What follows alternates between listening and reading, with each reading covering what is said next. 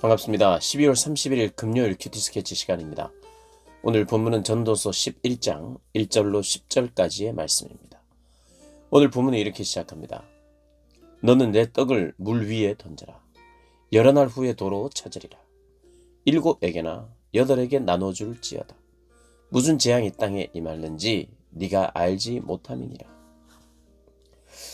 오늘 본문은 1, 2절을 보면 뭔가 투자를 하라고 하는 것 같은 느낌이 듭니다. 네 떡을 물 위에 던져라. 여러 날 후에 도로 찾겠다. 7, 8에게 나눠주라. 앞으로 어떤 일이, 어떤 재앙이 생길지 모르니까 준비하라. 누군가에게 뭔가를 나눠주고 뭔가를 투자를 하면 나중에는 네가 그것을 받을 것이다. 이게 투자로 보기도 하고 구제로 보기도 하고요. 참 어떻게 보면 그 뒤에 나오는 내용까지를 보면 좀 투자 혹은 나누어주는, 어쨌든 나누어주는 것인데 그것이 그냥 구제, 돌아올 것을 생각하지 않는 어떤 구제보다는 뭔가 정당하게 돌아올 어떤 것을 기대하며 투자하는 것, 그것을 조금 지혜라고 보는 그런 측면이 아닌가 생각합니다. 워낙 학자들 간에 해석이 조금 분분해서 조금 어려운 부분입니다. 어쨌든 나눠주는 삶을 살아라. 나눠주는 삶을 살아라. 혹은 투자하는 삶을 살아라.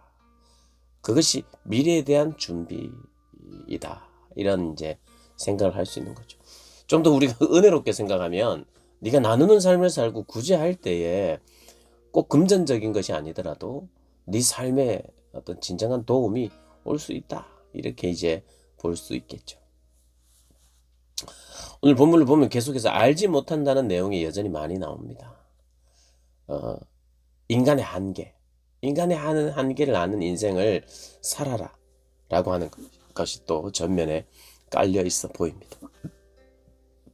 인간의 한계를 알지만 그러나 그 속에서 너는 나누어주는 삶을 살아라. 그리고 너는 저녁에도 일에 손을 놓지 말고 아침에 씨를 뿌리고 저녁에도 손을 놓지 말라. 이것이 잘 될는지 저것이 잘 될는지 혹 둘이 다 잘 될는지 알지 못합니다. 좀 알지 못하기 때문에 그냥 대충 살아라 이게 아니라 알지 못하기 때문에 이것도 열심히 하고 저것도 열심히 하고 이렇게 살라고 말합니다. 그러니까 부지런한 삶을, 이제 전도서는 헛되는 것을 이야기하는데도 불구하고 그렇지만 부지런한 삶을 살아라고 여전히 권면하고 있습니다. 그래서 우리가 어떤 내용을 볼 때 그 내용의 앞뒤 문맥도 보면서 이 전도서 전체가 이야기하고 있는 것이 무엇인가를 붙잡아야 돼요. 그렇지 않으면 마치 인생 무상처럼 여겨지고 아무리 열심히 해도 뭐 안 되니까 결국에는 사람으로 하여금 뭔가 허무주의에 빠지도록 하는 그런 결론을 자칫 생각할 수 있는데 성경은 결코 그렇지 않죠. 그래서 우리가 끝까지 연속해서 봐야 합니다. 여전히 부지런히 살라고 이야기를 해요. 그리고 알지 못하지만 때로는 헛것이지만 잡히지 않지만 그러나 부지런한 삶을 살라고 이야기를 합니다. 인간의 한계를 인정하는 동시에 지혜에도 한계가 있는 동시에 그렇지만 그럼에도 불구하고 나누는 삶, 부지런한 삶을 살아라. 어떤 것이 잘 될지 모르니까 다 잘 될 수도 있으니까 그렇게 살아라라고 지혜를 가르칩니다. 그리고 반복해서 나오는 내용이죠. 주어진 현실 안에서 주어진 상황에서 네가 즐겁게 살아라, 누려라 이런 이야기를 합니다. 7절을 보면 빛은 실로 아름다운 것이라 눈으로 해를 보는 것이 즐거운 일이로다. 사람이 여러 해를 살면 항상 즐거워할지로다. 그러나 캄캄한 날들이 많으리니 그 날들을 생각할지로다. 다가올 일은 다 헛되도다.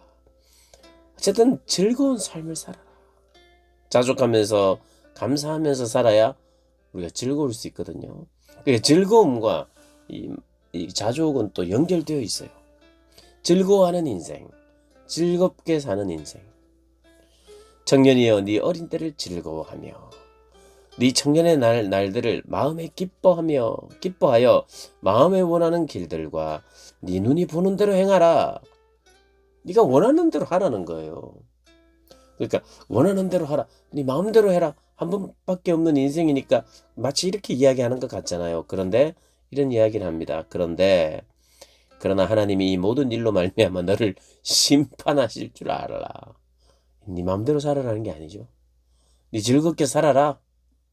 이게요. 그냥 부어라 마셔라 이런 즐거움이 아닙니다. 규모 없이 질서 없이 게으름의 본성에 나를 내어주면서 살면 절대로 즐겁지 않습니다. 여러분, 게으른 사람은 즐거울까요? 결코 그렇지 않죠. 누가 즐겁습니까?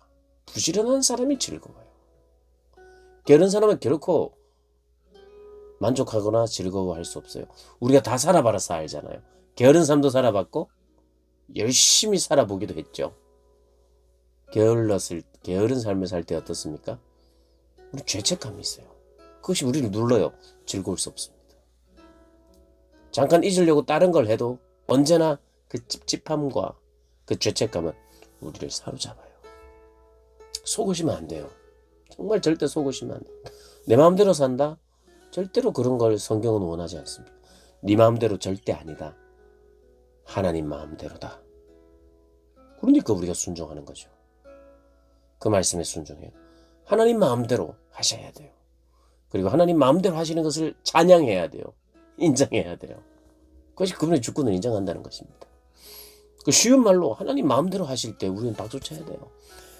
내가 도저히 이해가 안 돼도 하나님 인정해야 돼요. 그러나 하나님 마음대로라는 것은 우리를 죽이기 위한 마음대로가 아니죠. 우리를 살리기 위한, 우리의 본연의 아름다움을 회복시키기 위한 마음대로시죠. 그러니 하나님이 이 모든 일로 말미암아 너를 심판하는 줄 알라. 책임 있는 인생이어야 되는 거예요. 즐거워하지만 책임이 없는 인생이 아니에요. 어리다는 것은, 뭔가 잘 모른다는 것은 즐거워하면서 살면 되지, 그렇게 생각해요.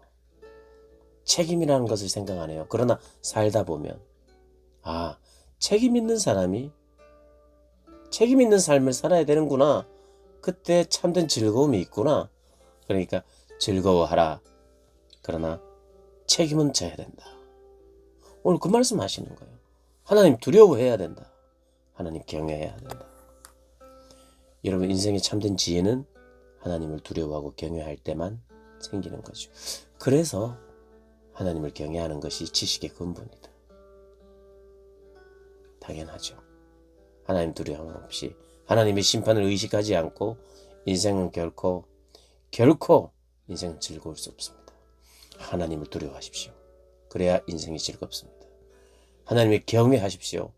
그래야 인생이 즐겁습니다. 하나님의 심판을 의식하십시오. 그래야 인생이 즐겁습니다. 정말 즐거운 삶 사시는 저와 여러분 되시기를 주님의 이름으로 축복합니다.